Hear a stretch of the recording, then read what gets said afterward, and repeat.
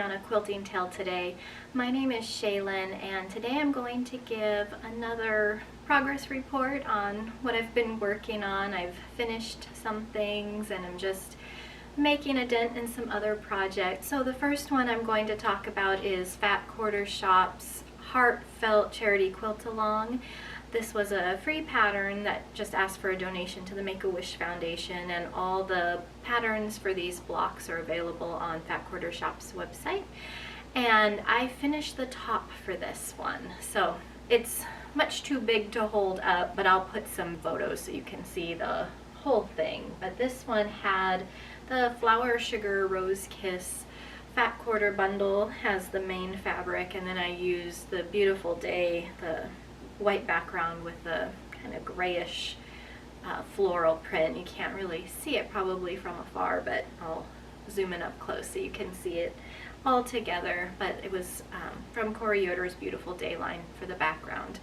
And so it turned out just lovely, and the colors are nice and vibrant on here and just all work really well together with the polka dots and the roses and the little gingham check, which I'll be using in the binding, and I'll have some floral polka dot rosy backing fabric as well. So I still have to make the backing for this quilt. I'm going to be using those bonus blocks that I was making along the way and figure out a way to incorporate those. So far just the top is done.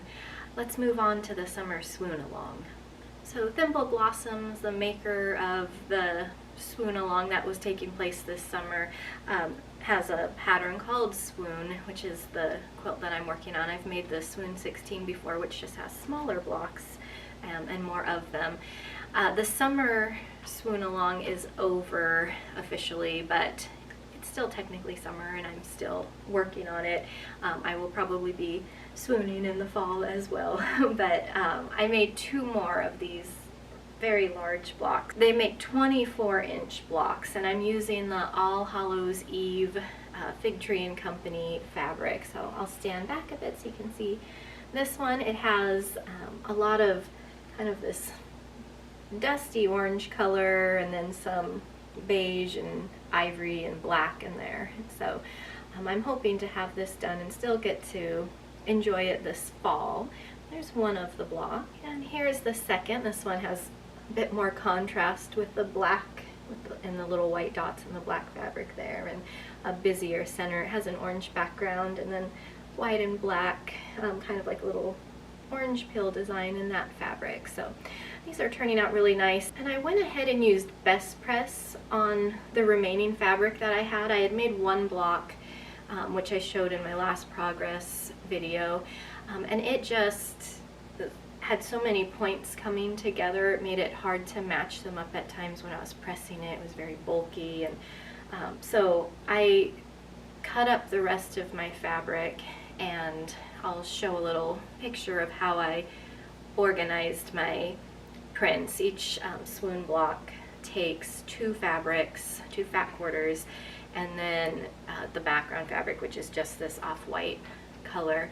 And so because I'm only really dealing with three main colors, the orange, black, and beige, I just paired them up so that I didn't have, you know, beige with beige or anything, and got them cut up and pinned on my board so they're ready to go, and just have to add the same background pieces to them. So using the Best Press and just getting it really flat has made piecing it much easier, I will say. I'm doing a lot less seam ripping on these last two, and so I would recommend, I don't starch my fabric, but if you starch, I know that works well too.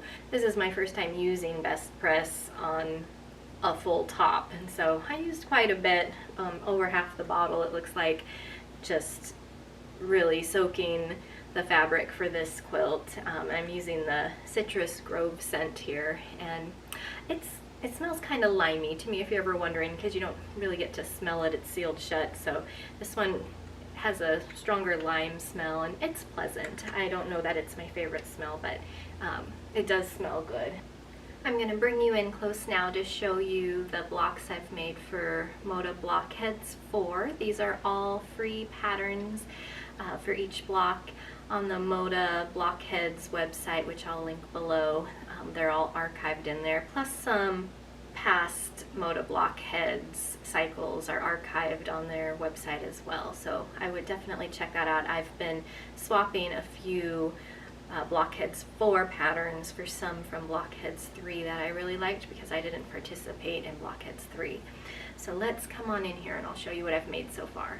This is block 15, which is called Highland Plaid by Crystal Manning. And this is the first time I've used brown in these blocks. If you recall from previous update videos, I'm doing my Moda Blockheads with a crayon box theme, and I just want to use the bright colors found in a box of crayons. So I decided that the purple and orange, and it's kind of a red-orange here from Lady Bird, and the brown gingham there would look nice together, so I really like how that turned out. This was a swap. Instead of doing block 16 from Blockheads 4, this is block 15 from Blockheads 3 called Starry Eyed by Corey Yoder.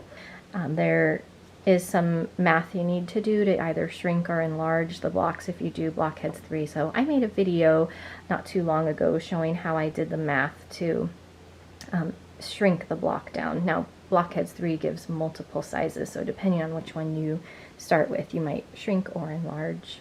And I went with a lot of blues in this one and just wanted a lot of contrast with the white. Here's block 17 called Shoreline by Camille Roskelly of Thimble Blossoms, and I decided to go with warm colors on this one. And finally, this is bonus block 6, which is called Step to It, that Moda Blockheads put out. And so I really like the pops of the black check, making that little X in the middle there. So I haven't gotten very far in my Moda Blockhead since my last video, but I'm hoping to pick up the pace on this now that the Heartfelt Quilt Along is done, and I finished the Riley Blake Designs quilt completely, so as some of the other sew-alongs come to an end, I hope I get quicker at making these ones. And Moda Blockheads releases every Wednesday a new pattern for a new block, and some bonus blocks every few Fridays, so lots of those coming out on a regular basis. And it runs with new blocks till the end of September. I believe September 28th is the last block release, so getting close to the end of this sew along, but I'll still be catching up.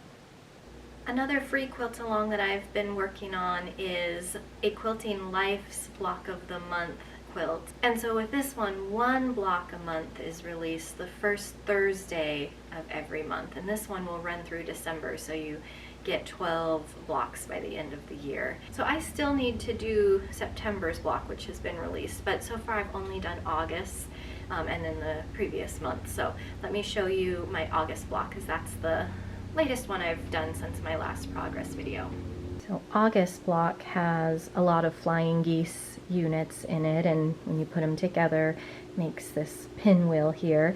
I'm using Poppy Cotton's Daisy May fabric line here, and then I also have another fabric with the lyrics here to the song What a Wonderful World, and I was very careful piecing my flying geese to make sure that when I put it all together the lyrics were all running the same direction here. So I like this softer yellow, can be found in the Daisy May and those little yellow flowers here, but then I also use the bolder kind of gold color in my churn dash borders, which is on every block in this quilt along, but there was gold in the Daisy May line too, so some darker yellow in there. So I can't wait to see how these all come together in the setting that she'll use, Sherry McConnell, that she'll create for these 12 blocks. Finally, I've started a new project that will be once a month. I'm making the Vintage Truck of the Months, which you can find the patterns for on Confessions of a Homeschooler the Erica Made patterns that are on there. I'll put a link to that below as well. But I decided I was going to make these for my classroom and hang them up there, and then I'll just hang the summer months in my home here. But here's the first one I made for the month of September, and I just love how it turned out. This is the first time I've made a wall hanging quilt before, and it was very satisfying because you can make this in a long weekend is about what it took me, and I was able to quilt it on my regular home sewing machine because I don't have a long arm, and I wasn't as intimidated about this one because it's smaller. I didn't feel like I was going to ruin it if I, didn't do the quilting very well on it, and it's shakier than I'd like it to be. I don't have a stitch regulator on my machine or anything, so I really had to keep my foot down going fast so I didn't get these big long stitches, but I think it turned out really well. I used this kind of aqua thread in here to match the truck. I found these fabrics. It's Martinique and Hope Cove, the main parts of the truck here, just at a little porch sale that was happening at our local quilt shop. The September lettering I really like in here. It picks up on some of those just dark pinks.